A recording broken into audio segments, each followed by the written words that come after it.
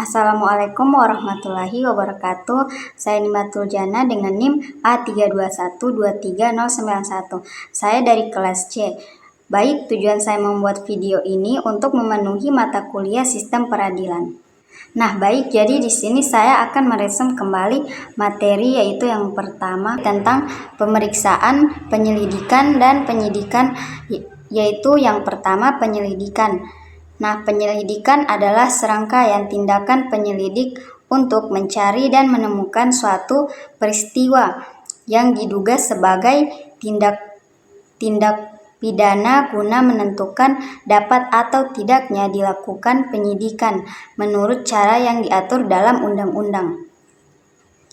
Nah, tujuan utama penyelidikan yaitu satu, menentukan apakah suatu peristiwa benar-benar tindak pidana. Yang kedua, menentukan cukup alasan untuk melanjutkan ke tahap penyidikan. Yang ketiga, mengumpulkan informasi awal untuk memperjelas dugaan tindak pidana. Yang keempat, tahapan pelaksanaan penyelidikan. Nah, yaitu langkah 1, permulaan proses penyelidikan dimulai dengan adanya informasi, laporan, atau pengaduan tentang dugaan tindak pidana. Nah, langkah yang kedua, pencarian dan penemuan peristiwa. Penyelidik mencari dan menemukan peristiwa melalui observasi, pengumpulan informasi awal dari saksi, atau pengecekan lokasi. Langkah yang ketiga, penentuan kelanjutan kasus. Penyelidik menentukan apakah peristiwa adalah tindak pidana dan cukup dasar untuk dilanjutkan ke penyidikan atau dihentikan. Nah, baik, selanjutnya yang kedua yaitu penyidikan. Penyidikan yaitu serangkaian tindakan penyidik untuk mencari dan mengumpulkan bukti, membuat terang tindak pidana, dan menemukan tersangka, yaitu KUHP pasal 1, fokus kegiatan pada tindak pidana yang jelas dan pelakunya melalui pemeriksaan, penggeledahan, dan penyitaan. Tujuan utama yaitu mengumpulkan bukti, membuat terang tindak pidana, menemukan tersangka, dan melengkapi berkas perkara untuk keperluan penuntutan.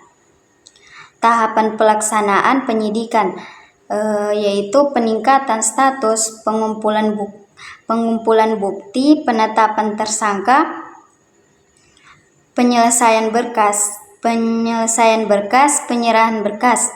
Nah, selanjutnya yaitu ada sistem peradilan pidana, model penyelenggaraan peradilan pidana.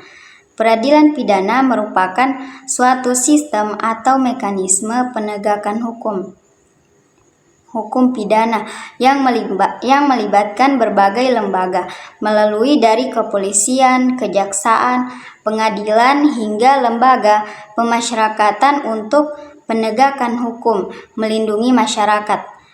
Tujuan penyelenggaraan peradilan pidana yaitu 1. Untuk menegakkan hukum dan keadilan. 2. Melindungi hak asasi manusia, baik pelaku maupun korban. 3. Menjaga ketertiban dan keamanan masyarakat. Unsur dan lembaga dalam sistem peradilan pidana yaitu ada kepolisian Polri, kejaksaan jaksa, pengadilan, lembaga pemasyarakatan atau lapas, dan advokat atau penasihat hukum. Nah, selanjutnya sistem peradilan pidana ada 3. Yang pertama, pencegahan kejahatan. Yang kedua, resosialisasi pelaku kejahatan. Yang ketiga, kesejahteraan sosial. Pasal 6 KUHP yaitu penyelidik adalah pejabat polisi Republik Indonesia, pembantu letnan 2 atau ajun inspektur polisi 2 atau AIPAT, atau komandan sektor kepolisian berpangkat bintara di bawah pembantu letnan 2 karena jabatannya adalah penyidik. Wewenang penyidik. Pasal 7 KUHP antara lain melakukan tindakan pertama di tempat kejadian dan penghentian penyidikan. Nah, baik itu saja resume yang dapat saya sampaikan kembali. Mohon maaf jika ada salah kata. Saya akhiri, wabillahi taufiq wal hidayah. Wassalamualaikum warahmatullahi wabarakatuh.